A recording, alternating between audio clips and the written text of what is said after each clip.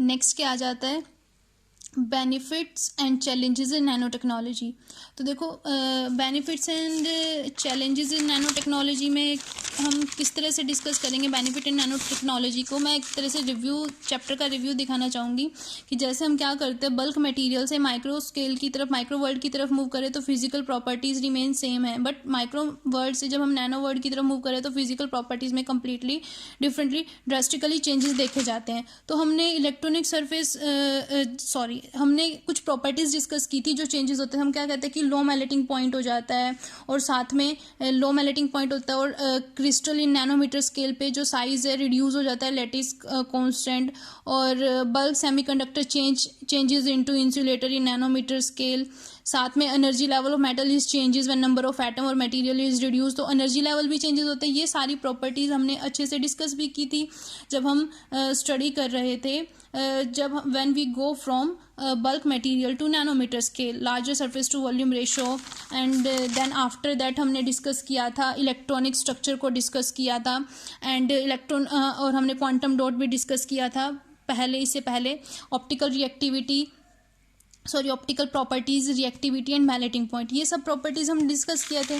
तो नेक्स्ट अब यहाँ पर क्या आता है कि जब हम ये सब ऑब्वियसली जब हम किसी भी स्ट्रक्चर के साइज़ को रिड्यूस कर रहे हैं तो हमें कौन से चैलेंजेस को जो हमारे रिसर्चर्स थे उस टाइम पे मॉलिक्यूलर मैन्युफैक्चरिंग जो प्रोसेस चल रही थी, तो उस टाइम पर कौन से चैलेंजेस थे जो उन्हें फेस करने पड़ रहे थे। तो सबसे पहले तो मैं यही बता देती हूँ कि nano structure material possess huge surface energy. देखो हमने क्या बताया था कि जैसे सरफेस टू वॉल्यूम रेशियो बढ़ रहा था, in case of bulk material surface to volume ratio हमारा क्या था, डिक्रीज था। पिछली वीडियो में जाकर देख सकते हैं, उसमें मैंने एक्सप्लेन किया है। वहाँ पर बल्क मटेरियल के केस में वैल्यू समथिंग 6 आ रही थी, और सरफेस टू वॉल्यूम रेशियो हमारा नैनोमीटर के केस में बढ़ रहा था। तो उसके बढ़ने से जो सरफेस एनर्जी थी वो भी इंक्रीज हो रही थी। अब किसी भी केस में अगर नैनो स्ट्रक्चर, जब हम नैनो मटेरियल से नैनो स्ट्रक्चर कंस्ट्रक्ट करेंगे, नैनो स्ट्रक्चर मटेरियल कंस्ट्रक्ट करेंगे, तो उस केस में सरफेस एनर्जी बढ़ेगी। तो सरफेस एनर्जी बढ़ेगी तो थर्मोडायनामिकली अनस्टेबल प्रोसेस हो जाएगी हमारी, क्योंकि स्टेबिलिटी मस्ट होनी चाहिए। तो ये एक चैलेंज था रिसर्चर्स के लिए। तो so it is necessary to overcome the surface energy. तो ये चैलेंज था, उस एनर्जी को क्या करना था, हमें ओवरकम करना था। नेक्स्ट पॉइंट क्या था कि जब हम मूव कर रहे थे one shift from bulk material to nanoscale, then electronic structure undergoes a major change is opening of band into clusters having discrete energy level. Obviously हमने पिछले लेक्चर में यही तो डिस्कस किया था। पहले तो हमारा क्या था, कॉन्टिन्यूस एनर्जी बैंड्स थे, एनर्जी लेवल्स थे, बट जैसे ही हमने 100 एटम साइज रिड्यूस किया था तो एक पर्टिकुलर गैप से एनर्जी लेवल क्या हो गए थे, हमारे सेपरेट हो गए थे। और फिर जैसे 100 से हमने साइज और रिड्यूस किया था तो उस केस में क्या हुआ था, गैप इंक्रीज होता जा रहा था जैसे जैसे साइज रिड्यूस, यानी कि बैंड्स की ओपनिंग होना स्टार्ट हो गई थी, बैंड्स की ओपनिंग होना स्टार्ट हो गई थी। ये भी as one shift from bulk material to nanoscale, the electronic structure undergoes a major change. There is a opening of band into the clusters. देखो opening of band into the clusters. तो opening of band into the clusters having discrete energy levels, and the continuous हमें जो मिल रहे थे, continuous ना मिलकर discrete energy level मिल रहे थे। और साथ में क्या था, पार्टिकल का साइज भी क्या हो गया था, रिड्यूस हो गया था। देयर इज जैसे पार्टिकल का साइज ऑब्वियसली रिड्यूस तो हुआ होगा जब हम बल्क मटेरियल से नैनोमीटर स्केल पे गए। There is a significant shift in optical absorption spectra, कि पहले कुछ कलर था मटेरियल का बल्क के केस में, बट जैसे ही नैनोमीटर स्केल पे पहुंचते तो उस केस में वो कोई और कलर शो कर रहा था। तो इस तरह के ड्रास्टिकली चेंजेस थे जो अकर हुए थे, बट ये एक तरह से कुछ चैलेंजेस भी थे जिनको रिसर्चर ने चैलेंज के रूप में एक्सेप्ट किया। और फिर अब जो इन चैलेंज मतलब कि हमारा क्या था, doping become extremely important at nanometer. Obviously doping भी, फ्लक्चुएशन ऑफ डोपिंग कंसंट्रेशन और not be tolerance in case of nanometer scale.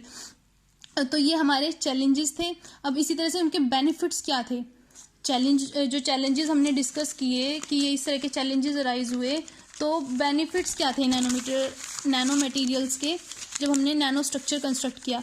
तो हमारा क्या आ जाता है यहाँ पर कि बॉटम अप अप्रोच, मैंने 2 टेक्निक डिस्कस की थी पिछले लेक्चर में, उसमें से मैंने बोला था top down approach and bottom up approach. में मेनली बॉटम अप अप्रोच को यूज़ किया जाता है नैनो मटेरियल और नैनो पार्टिकल्स को बनाने के लिए। क्यों यूज़ किया जाता है, क्योंकि देखो अभी मैंने बात की थी कि कुछ कुछ चैलेंजेस को हमें रिसर्चर्स को फेस करना पड़ रहा था, अब उन चैलेंजेस को रिजॉल्व भी तो करना था ना, तो उन चैलेंजेस को रिजॉल्व करना था, तो उसके इनके जब हम बॉटम अप अप्रोच हम यूज़ कर रहे थे तो molecular manufacturing bottom up approach used in the process of molecular manufacturing plays an important role in the fabrication and processing of nanostructure and nanomaterial. obviously important किस तरह से important role play करी थी कि nanostructure will have less defects, तो ये advantages थी bottom of approach की मटेरियल को प्रिपेयर करने में, और साथ में मोर होमोजीनियस एंड केमिकल कॉम्पोजिशन थी, और नेक्स्ट क्या था, better short and long range order भी शो कर रहा था, और साथ में गिब्स फ्री एनर्जी थी वो भी क्या हो रही थी, रिडक्शन हो रही थी, क्योंकि वहाँ पे तो सरफेस टू वॉल्यूम रेशो बढ़ने से एनर्जी बढ़ रही थी, तो यहाँ पर क्या था, क्या एडवांटेज थी, bottom of approach are due to the reduction of Gibbs free energy so that the nano structure and nano material are in the state of closer to a thermodynamically equilibrium state. तो यहाँ देखो वहाँ पर stability अकर नहीं थी, क्योंकि यहाँ पर रिडक्शन गिब्स फ्री एनर्जी के रिडक्शन होने की वजह से स्टेबिलिटी अकर हो रही थी। तो ये इतने सारे एडवांटेजेस थे, बेनिफिट्स थे जब हम बॉटम अप अप्रोच यूज़ करते हैं in the process of molecular manufacturing is also plays an important role. तो और टॉप डाउन अप्रोच में क्या था, इंटरनल स्ट्रेस था और साथ में सरफेस डिफेक्ट्स थे और बहुत सारे जो कमियाँ थी वो अराइजेज हो रही थी, चैलेंजेस अकर हो रहे थे। तो इसी तरह से हम यहाँ पर बेनिफिट्स और चैलेंजेस के बारे में डिस्कस कर रहे थे।